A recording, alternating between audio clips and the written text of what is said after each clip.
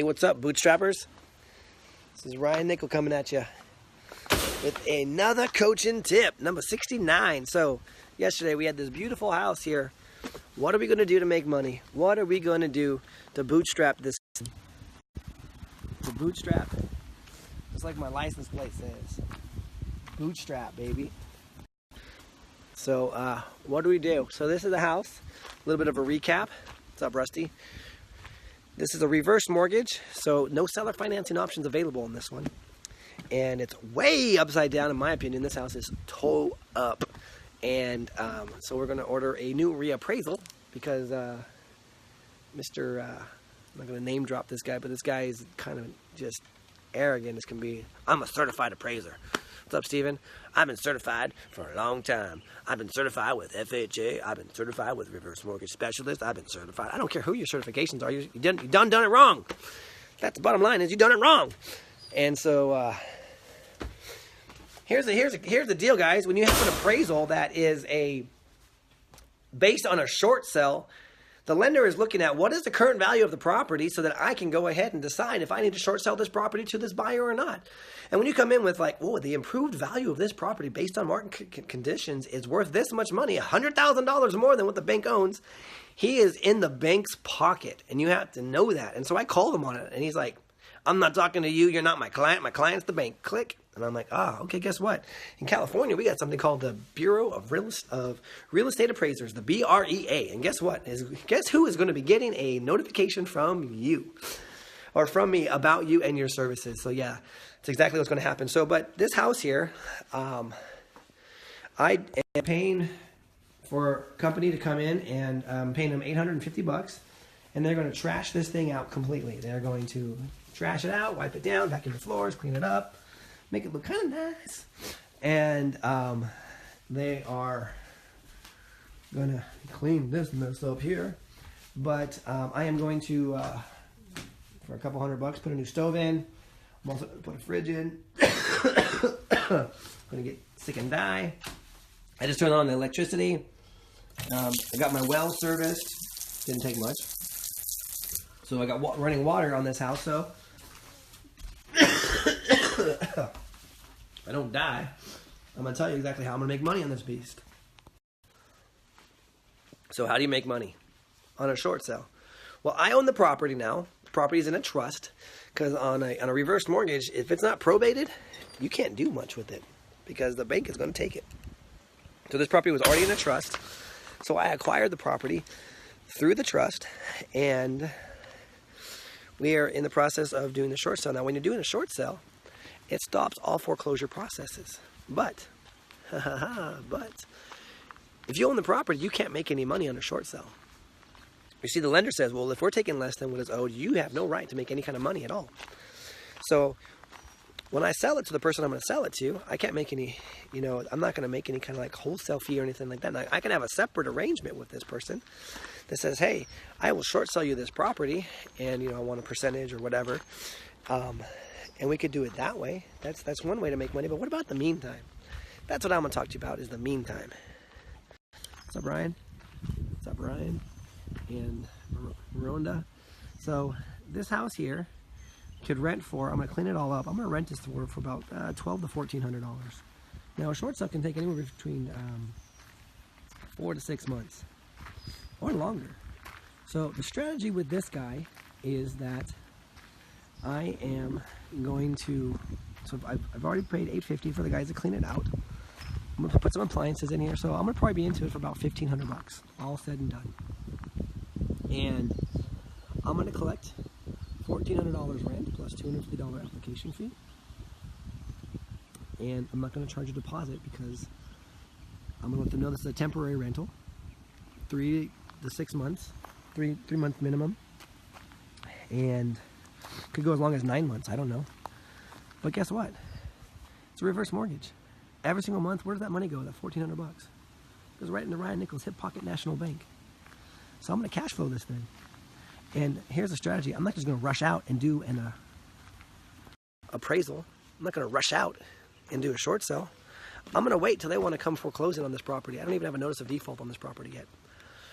Actually, I take that back. There was a notice of default file, but there's not a notice of sale. I'm going to wait till there's a notice of sale, and then I'm going to push the issue with the short sale because I got a bogus appraisal. I got some issues with this bank. I have an attorney on my side as well that we can do some an FDCPA court filing if we need to. If we need to go ahead and file a Fair Debt Collector Practices Act because of the way that they've handled the short sale. But in the meantime, I'm just going to cash flow this thing out. So my goal is to cash flow this a minimum of 6 months, maybe even longer. And if I can go 9 months and then do the short sale and push it for, so I'm ideally I'd like to get a year into this. An extra $18,000 in cash flow before it actually goes to a short sale, and it's a win for everybody. The bank's eventually going to get paid off. I'm making some cash flow. The family that's moved in here didn't have to come up with a huge old deposit, but they can afford the monthly payment, and it's a great win. What type of attorney do you need for this? A good one. Someone that understands the Federal Debt Collectors Practices Act, FDCPA. Someone that knows how to defend a foreclosure and keep the banks off your heels. I've gone through several of them, and I've found a pretty good one that I like to use now. And so I shouldn't say I'm going to collect that much money because part of the money that I'm receiving for cash flow is going to actually go towards paying the attorney to defend the foreclosure. But in the meantime, there's no foreclosure happening right now. I do disclose that completely. I disclose that to the person that is moving in. That's one of the things that they know, is that this house is in the short sale status, which is also a foreclosure status. And that if by chance I cannot harmonize my situation with the bank, that they would be left without a landlord, which means they get some more rent free, and they could also be in the situation where they find themselves asking cash for keys from the lender in order to move. So I mean, it's a win in that regard. But my goal is to short sell this thing because the bank has really screwed us over on this one.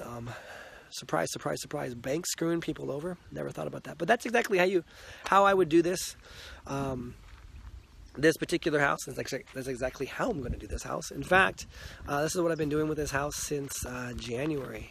I bought it from the trust in January, put some tenants in there. The tenants actually thought that they were going to buy it. I actually thought that they were going to do the short sale, and then when the appraisal came back all crazy, like, the tenants decided that they didn't want to deal with me anymore and wanted to be super difficult, and I actually had to take them to court and evict them. So all my profits that I saw from January to June were evaporated with attorney fees. So how's that for karma, right? So, but that's what happened on that one. What's up, Nate? Banks do try to screw people. Sure do. That's the whole premise of my second book. How to beat the banks at their own game. So, and this is one of the ways that we do it. We battle the banks at their own games. And but the whole idea is the cash flow. As an investor, this is an opportunity for me to make some money, and making money means I'm going to be able to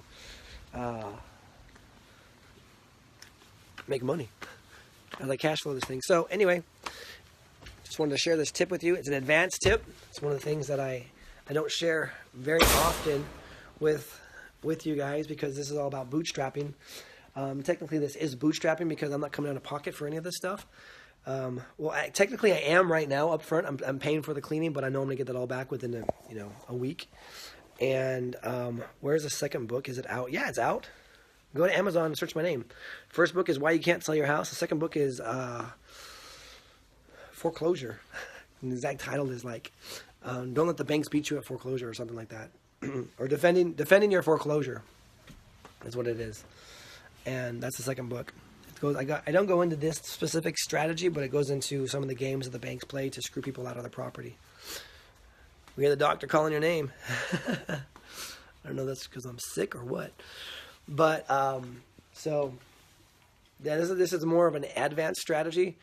But anyone can really do this strategy once you have the right team members in place. I didn't start doing this one until I had enough cash flow situated in my needs. But tell you what, this is one way to skyrocket your cash flow. I mean, you talk about you get a cash flowing property that you're defending the foreclosure on, and all of a sudden you go from, I cash flow on average about $237 a door. Nice, about right. It's actually $237 a door is my average.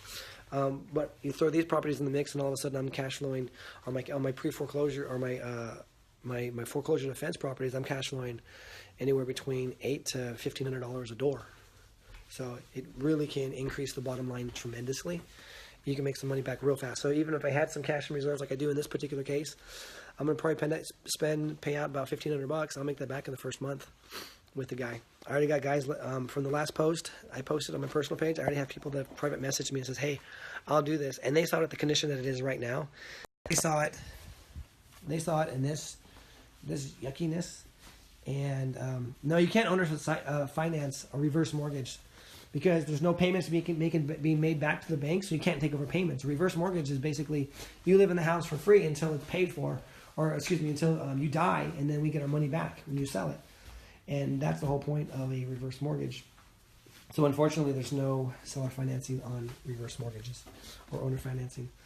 But the guy was like, hey man, I'll clean that all up. So I'm actually going to charge him a little bit higher because originally I had it out at $950 you do the work and $1,350 I do the work.